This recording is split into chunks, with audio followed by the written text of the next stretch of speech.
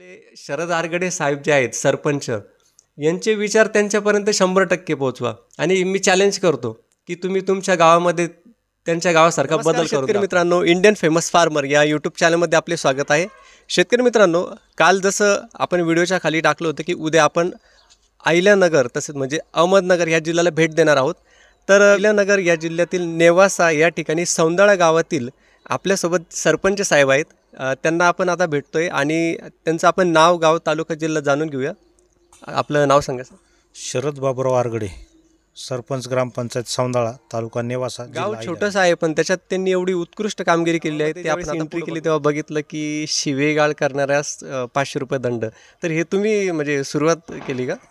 हो, आम्ही सर्वप्रथम म्हणजे भारतामध्ये म्हटलं तरी चालेल, ग्रामपंचायतीने असा निर्णय घेणं का भाग पडलं. तर ज्या वेळेला आपण नेहमी बघतो की दोघांचे वाद होतात, त्याच्यामध्ये घरच्या महिलांचा काडीचाही संबंध नसतो, परंतु प्रत्येक दिली जाणारी शिवी ही आईवरून, बहिणीवरून असते. दुसऱ्याला शिवी देताना जो शिव्या देतोय तो हा विचार कधीच करत नाही की तो ज्या प्रायव्हेट पार्टच्या महिलेचा उल्लेख वाईट शब्दामध्ये करतोय, बरोबर, तेच प्रायव्हेट पार्ट आपल्या आईला आहेत, बहिणीला आहेत, मुलीला आहेत. बरोबर. आणि आपण त्यांचा पण अपमान करतो. खरं 9 महिने स्त्रीच्या उदरात राहून जन्म घ्यायचा, खरं ते ती स्त्री किती पवित्र, तो देह किती पवित्र, ज्यांनी आपल्याला हे जग दाखवलं. आणि त्याच्यानंतर आपण काय करतो, तर त्या देहाला अपमानित करतो. आणि कुठं करतो? सार्वजनिक ठिकाणी, खुल्या पटांगणात, पाहिजे तिथं. अहो, भांडणात तर करतो, पण 2 मित्र एकत्र बसले, सहज गप्पा निघाल्या तरी पण सहज तोंडातून शिवी निघून जाते. कुठं, कोणावर? आईवर, बहिणीवर. ज्यांनी आपल्याला जग दाखवलं त्यांना अशा पद्धतीने अपमानित करणं योग्य वाटलं नाही. म्हणून मग हे सुरू केलं. म्हणून आम्ही 28 नोव्हेंबरला हा ठराव घेतला की माता भगिनींचा शिणं बंद करणे, याच्यासाठी सन्मान करायचा. माता भगिनीचा या माध्यमातून सन्मान होईल. आणि छत्रपती शिवाजी महाराजांनी आपल्याला परस्त्री माते समान शिकवलंय, शिकवण दिलेली आहे. ही शिकवण आता ही तरुण पिढी कुठंतरी विधवा महिलांना मान सन्मान देणे, तसेच विधवा विवाहाला तुम्ही 11,000 रुपये मान तुझा पती गेल्यानंतर तिला आधाराची गरज असते, कारण तिच्यावर तिच्या कुटुंबाचं जबाबदारी आलेली असते. तिचे लहान मुलं असले तर त्यांच्या शिक्षणाची जबाबदारी आहे, आर्थिक खर्च कुटुंबाचं चालवणं ही जबाबदारी असते. अशा वेळेला समाजाने तिला आधार दिला पाहिजे. परंतु समाज काय म्हणतो, तू सणामध्ये सहभागी होऊ नको, उत्सवात येऊ नको, तू अमुक करू नको, तमुक करू नको, तू दागिने घालायचे नाही, तू चांगले कपडे घालायचे नाहीत, तू टिकली लावायची नाही. कुठंतरी तू कमकुवत आहेस, किंवा पती जाण्यामध्ये तुझाच काहीतरी दोष आहे की काय, अशा पद्धतीने तिला 11,000 रुपये देतात. विधवा पुनर्विवाह हा जो विषय आहे, काय असतं, कितीतरी तरुण मुली विधवा झाल्यानंतर आयुष्य त्यांना तसं काढावं लागतं. त्यांची मुलं लहान असतात, आणि ते ज्यावेळेस बापाचं छत्र हरवलेलं असतं तर सगळी आर्थिक बाजू कमकुवत असते. बापाचं छत्र प्रत्येक क्षणाला महत्त्वाचं असतं. आणि अशा वेळेला त्या लहान मुलांना कोणीतरी बाप हवा असतो, कुटुंब प्रमुख हवा असतो. आणि पुढची भावी पिढी चांगल्या ठिकाणी चांगली घडावी याच्यासाठी बापाचं छत्र आवश्यक असतं. आणि मग तिला नवरा मिळाला पाहिजे, मुलांना बाप मिळाला पाहिजे, अशा हेतूने आम्ही तो निर्णय घेतला की विधवा पुनर्विवाह झाले पाहिजेत. गावात ज्या कोणी विधवा आहे आम्ही त्यांना परवानगी दिलेली आहे. आणि अशा पद्धतीने 11,000 रुपये प्रोत्साहनपर अनुदान आम्ही चालू केलं. आणि एक विधवा पुनर्विवाह आम्ही आमच्या ग्रामपंचायतीमध्ये. आयडिया कशी आली की आपण असं काहीतरी नवीन आयडिया करू? समाजामध्ये ज्यावेळेस आपण फिरतो किंवा गावात आपण फिरतो, तर ज्या समस्या समोर येतात, सहज फक्त समस्या आहेत ह्या दृष्टीने ज्यावेळेस आपण बघतो त्यावेळेसच त्या समस्या दिसतात. बरोबर. काय फक्त सरपंच झालो आणि 5 वर्ष काम केलं, मग शासनाचा निधी येतोय, रस्ता होणार आहे, बंदिस्त गटारही होणार आहेत, पाण्याची सोय होईल, हे सगळं आहे. परंतु याच्याबरोबर सामाजिक बांधिलकी म्हणून लोकांवर जो कुठं अन्याय होतो तिथं पेटून उठलं पाहिजे, त्यांच्याविषयी आपण न्याय दिला पाहिजे. त्या हेतूने मी काम करत आलेलो आहे. आणि सर्वात महत्त्वाचं, मला माझ्या घरूनच वडिलांचा जो काही कॉम्रेड विचारसरणी आहे, कम्युनिस्ट विचारसरणी आहे, तिथूनच बाळकडू मिळालेले आहेत. साखर वाटप सुद्धा करतात, ते पण अगदी मोफत. दर दिवाळीला सर्व ग्रामस्थांची दिवाळी गोड व्हावी याच्या दृष्टीने आम्ही मानसी 1.5 किलो साखर आम्ही मोफत देतो. आणि महाराष्ट्रामध्ये माझी एकमेव ग्रामपंचायत आहे दिवाळी. मी तुमचं म्हणजे निरीक्षण केलं ज्यावेळेस आपण घरापासून निघालो, की मी बरेचसे आता सरपंच पाहिले ते खूप एकदम लगेच म्हणजे एकदम थाटामाटात, त्याच्यानंतर बोलण्याची शैली जी मी तुमची बघतोय, म्हणजे मी खूप ऑब्झर्वेशन करतो आणि खूप लोकांना भेटलेले, तर याच्यामध्ये मला खूप बदल दिसला. आणि तुम्हाला असं वाटत नाही का की आपण म्हणजे तसं राहायला पाहिजे? ऐकले असेल, यथा राजा तथा प्रजा. जे शाही होती तेव्हा राजा जसा म्हणल तसं प्रजेने राहायचं. पण आता यथा प्रजा तथा राजा, काय आता राजा हा प्रजेतून येतो. बरोबर. आणि साधी राणी, उच्च विचार, बस. उगाच आपण काहीतरी आहोत आणि खूप मोठे आहोत हे ज्यावेळेस आपण मिरवणार आहोत त्यावेळेस आपल्याजवळ कोणीही थांबणार नाही. बरोबर. काय आणि गर्वाचे घर नेहमी खाली असते. आणि तुम्ही ज्यावेळेस खरोखर ग्राउंड लेवलला जाऊन काम कराल, ग्राउंड लेवलला बघा तुम्ही काय परिस्थिती आहे, खूप प्रश्न आहेत काय. आणि त्या प्रश्नाच्या भोवताली जर आपण फिरलो तर आपलं आयुष्य तिथं सर्व समर्पण करावं असं वाटतं. इतकं ते प्रश्न सोडवताना समाधान मिळतं. हां, मी ते पण ऐकलं ज्यावेळेस तुम्ही मार्केटमध्ये गेले होते घराजवळच्या भाजी मंडीमध्ये, त्या ठिकाणी जे तुम्ही छत्री वगैरे वाटप केली, तर तो काय प्रकार घडला होता? आता बाजारामध्ये ज्यावेळेस बाजार करत होतो तर नेहमी मी माझ्या गावातले 20-25 लोक आहेत असे की ते आठवडा बाजारासाठी भाजीपाला खरेदी करून विकतात तिथं. आणि आठवड्यामध्ये 4-5 दिवस तरी असे असतात का ते वेगवेगळ्या गावामध्ये जाऊन बाजार करतात, भाजीपाला विकतात. आणि आमच्या शेजारी जे गाव आहे तिथं बाजार भरतो. मी तिथं ज्यावेळेस बाजारला गेलो तर बघितलं मी की हे लोक उन्हात बसलेले असतात बा. आता दिवसभर उन्हात बसायचं, उन्हाळ्याचे दिवस असतात, आताही थंडीच्या दिवसात सुद्धा ऊन खूप आहे. आणि अशा परिस्थितीमध्ये मग आजारी पडण्याचं काम साहजिकच आहे. आता आपण ज्यावेळेस आपण अर्धा-1 तास जे बाजारामध्ये फिरतो तर त्यावेळेस आपल्याला इतकं ऊन लागतं, घामाघूम होतो, त्याला दिवसभर बसायचं. मग काहींच्याकडे मला असं दिसलं जे जरा बऱ्याच दिवसापासून बाजार करतो, जरा आहेत त्याच्याकडे 2 पैसे, तो मात्र छत्री त्याच्याकडे दिसली. मला असं वाटलं कुठंतरी की माझ्या गावातल्या माणसाच्या डोक्यावर पण छत्री असली पाहिजे. मग आम्ही ग्रामपंचायतच्या मीटिंगमध्ये मी विषय मांडला. अरे म्हटलं आपले लोक येतं, आपण त्यांची काळजी नाही घ्यायची, मग कोणी घ्यायची? बरोबर. आम्ही निर्णय घेऊन टाकला आणि त्यांना छत्र्या देऊन टाकल्या. तुम्हीच नाही तर भरपूर लोक जातात मार्केटमध्ये, भरपूर महाराष्ट्रातील एवढे सरपंच असतील, सगळेच जातात, पण त्यांनी तिथं काही ऑब्झर्वेशन केलं नाही. तेच मला विचारायचं की कसं. वडील कामगार नेते आहेत, बरोबर, लहानपणापासून त्यांची गोरगरिबांच्या विषयी तळमळ पाहत आलेलो आहे. आणि ज्या खुर्चीवर मी बसलो आहे त्या खुर्चीच्या माध्यमातून गावातील ग्रामस्थांना कुठंतरी न्याय मिळवून द्यायचा. मग जे जे काही प्रश्न येतील तर ते प्रश्न आपण स्वतःहून येण्याची वाट न पाहता काय आपण तिथं प्रश्न दिसले की तिथं उत्तर आपण शोध आणत आहे. आणि मी नेहमी येताना जाताना बघत होतो त्यांच्या दोन्ही मुलींचं लग्न झालेलं आहे. 10-12 वर्षापूर्वी मुलगा मयत झाला. अशा परिस्थितीमध्ये ते म्हातारी तिला पाणीसुद्धा नीट वाहता येत नव्हतं. मग म्हणलं यांची जेवणाची काय परिस्थिती असेल.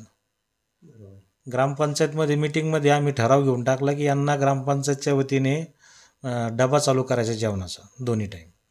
आणि डबा अशा व्यक्तीला दिला की जिच्या पतीने शेतकऱ्याने आत्महत्या केलेली आहे, तिलाही 2 पैशाची मदत होईल. बरोबर. अशा पद्धतीने आम्ही त्यांना जेवणाचा डबा चालू केला. आता एक 15-20 दिवसापूर्वी काय झालं, त्याच आजीचा थोडंसं चालताना खूप फ्रॅक्चर झाला. बरं. आणि मग ते मला समजलं. म्हणलं आता समजल्यानंतर मग मी त्यांना विळद घाटामध्ये तिथं दवाखान्यामध्ये फ्री ऑपरेशन करण्यासाठी हे करून दिलं. आणि 5,000 रुपये त्यांच्याकडे गोळ्या औषधासाठी देऊन आलो. हे जे मिळणारे आशीर्वाद आहेत याच्यामध्ये हजारो कोटीची संपत्ती. 1 रुपया किलोप्रमाणे धान्य दळून दिलं जातं, म्हणजे 5 रुपये पाहिली. आता शेजारी आमच्या गावात जर भेंडासारख्या गावामध्ये जर गेलं तर 20 रुपये पाहिली दळण आहे तिथं. आम्ही मात्र 5 रुपयामध्ये देतो. मग तिथं काय केलं आम्ही, तो जो काही दळायला माणूस ठेवलेला आहे ते 5 रुपये त्याने घ्यायचे स्वतःला. त्या गिरण आम्ही ग्रामपंचायतीने दिलेली आहे. गिरणीचं लाईट बिल आम्हीच भरतो. गिरणीचा काहीही मेंटेनन्स असला तर आम्ही करतो.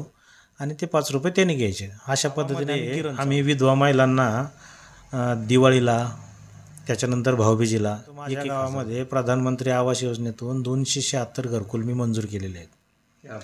रमाई आवास योजनेतून माझ्याकडे आता मागायला लाभार्थी नाही राहिले घरकुल घ्यायला, आणि ते 276 घरकुल मंजूर केले प्रधानमंत्री आवास योजनेतून. नेवासा तालुक्यात सर्वात जास्त लोकसंख्येनुसार माझ्या गावात मंजूर केले. पर्सनली लक्ष घालून जर कामं केले तर ते कामं होतात. बालविवाह याची सक्तीने बंदी आहे माझ्याकडे. जर तसं आढळलं तर कायदेशीर कारवाई करण्यात येईल असं जगजाहीर आम्ही सर्वांना ग्रामसभेत. आमच्या गावामध्ये जी काही जिल्हा परिषद प्राथमिक शाळा आहे ती शाळा म्हणजे आपल्या नगर जिल्ह्यामध्ये टॉपला आहे एकदम. आज जिल्हा परिषद शाळेची गावोगावी झालेली दुर्दशा जर तुम्ही बघितली तर मुलांचे ॲडमिशन नाहीत. खाजगी शाळेकडं कल आहे, इंग्लिश मिडियमकडं विद्यार्थी जात आहेत. परंतु मला अभिमानाने मी सांगू इच्छितो की सौंदाळा जिल्हा परिषद प्राथमिक शाळेमध्ये 60-60, 70-70 किलोमीटरवरून मुलं आमच्याकडे येतात.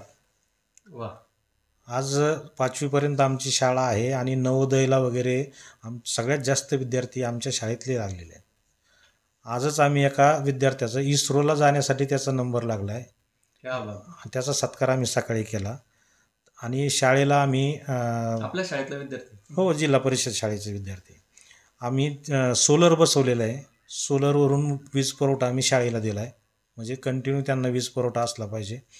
तिथं प्रत्येक वर्गामध्ये CCTV बसवलेत, ग्राउंडवर पण CCTV बसवलेत, जेणेकरून शिक्षकाची जबाबदारी वाढेल. आणि माझ्या गावातही संपूर्ण ठिकाणी CCTV आहेत. इथं ग्रामपंचायतमध्ये बसलो की मला सगळ्या गावामध्ये लक्ष ठेवायला सोपं जातं.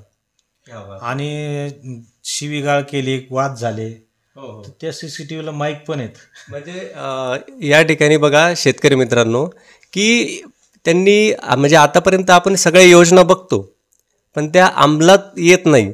त्यांनी योजना तर आखल्या पण त्या योजनेवर त्यांनी बारीक लक्ष पण ठेवलेलं आहे. म्हणजे नुसतं असं बोलबच्चन नाही की आपण ह्या योजना आखायच्या आणि त्याच्यावर लक्ष नाही द्यायचं, दुर्लक्ष. फक्त पब्लिसिटीसाठी त्यांनी कुठली योजना केलेली नाही आहे, म्हणून त्यांचं गावाचं नाव तसेच त्यांचं नाव वेगवेगळ्या न्यूज चॅनलवर तसेच त्यांचे व्हायरल झालेले व्हिडिओ आपल्याला बघायला. मोबाईलने शाळा चालवली.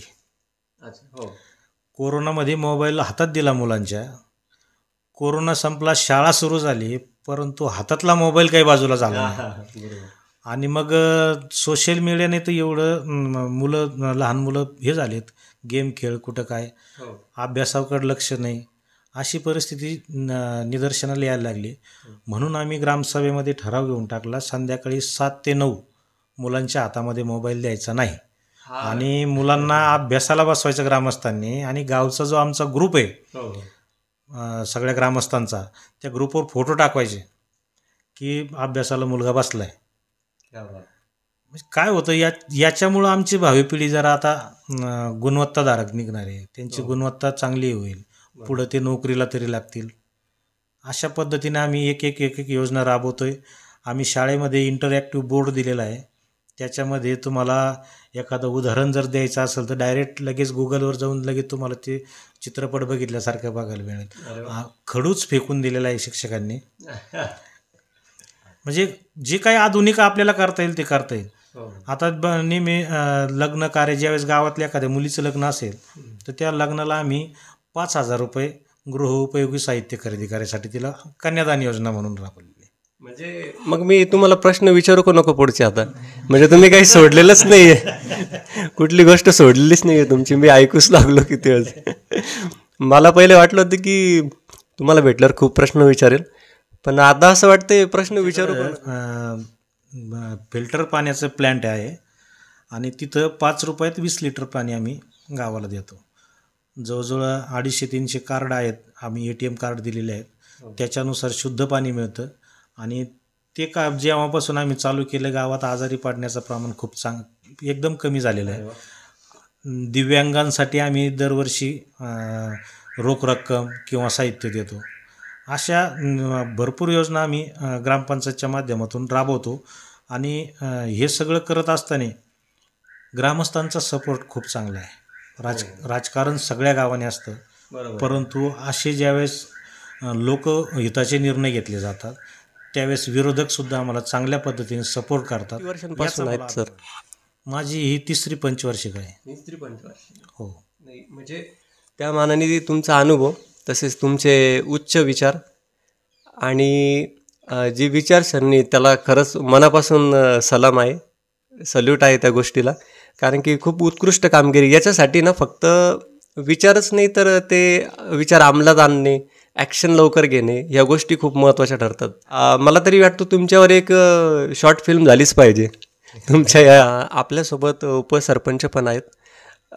मग तुम्हाला असं वाटत नाही का सर, की ज्यावेळेस आपले जे सरपंच आहेत ते नवीन नवीन योजना आखतात, तर कधी कधी असं होतं ना की म्हणजे की विरोध असतो, तर तुम्हाला वाटलं नाही का कधी असं आपण या गोष्टीला विरोध करावा, की सगळीकडं सगळेच लोक सारखे नसतात, की बाबा त्यांनी ते केलं तर हे मी असं ऐकलं की बरंच नाही ह्या योजना नको नको, ते सक्सेस होईल का नको, तर तुम्हाला असं विरोध वाटला नाही का त्याच्याबद्दल कधी? मुळात ज्या आमच्या ग्रामपंचायतीच्या योजना असतात किंवा सरपंचांना ज्या योजना सुचतात त्या सर्व कल्याणकारी असतात आणि गावाचं कल्याण होत असेल तर तिथे विरोध कोण करणार. सरपंचांनी मागाशी त्यांच्या याच्यात सांगितलं की असे जर आम्ही निर्णय घेतोय त्याला विरोधक देखील एकमुखाने आम्हाला होकार देतात, पाठिंबा देतात, आम्हाला काय असेल तर मदत करतात.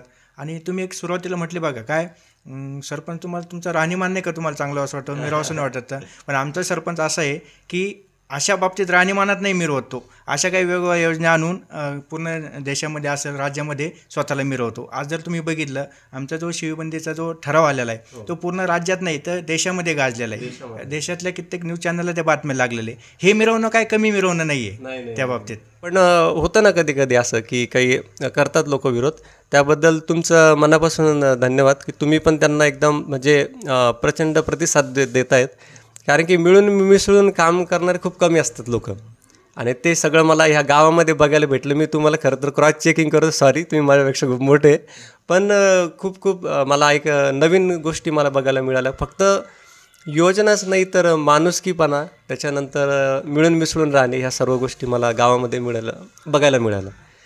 तुमचं सगळ्यांचं मनापासून खूप खूप धन्यवाद. गावकरी पण या ठिकाणी बसलेले आहेत, आणि असं नाही आहे मी म्हणजे घरापासून त्यांना ऑब्झर्व करतो आहे सरपंच साहेबांना, की एक फोन केला त्यांनी आणि सगळे लोक इथं जमा झाले पटपट, आणि मी ते कॉल स्पीकरवर नव्हता तरी पण आहे ना मला आवाज येत होता त्याच्यामधून.